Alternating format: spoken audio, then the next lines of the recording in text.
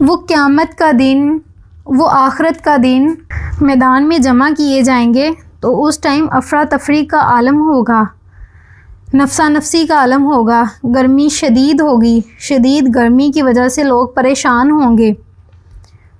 اور پسینے سے شرابور ہوں گے۔ تو اس حالت میں یہ حوض نبی کریم صلی اللہ علیہ وسلم کو عطا کیا جائے گا۔ یہ حوض ایسی ہوگی کہ جس میں جنت کی نہر میں سے 2 پرنالے بہہ رہے ہوں گے، اس حوض کو بھر رہے ہوں گے، اور لوگ وہاں قافلوں کے قافلے آئیں گے، ریلوں کے ریلے آئیں گے اس حوض سے پانی پینے کے لیے، اور نبی کریم صلی اللہ علیہ وسلم اپنی امت کو اس میں سے پانی پلائیں گے۔ اس میں ہے کہ نبی کریم صلی اللہ علیہ وسلم نے ارشاد فرمایا، میری امت کے جو لوگ اس سخت گرمی میں وہاں سے پانی پئیں گے، اس کے بعد ان کو پیاس کی طلب نہیں ہوگی۔ وہ پانی اتنا میٹھا ہوگا، اتنا شفاف ہوگا کہ دنیا میں اس کے جیسی کوئی نظیر نہیں ہوگی۔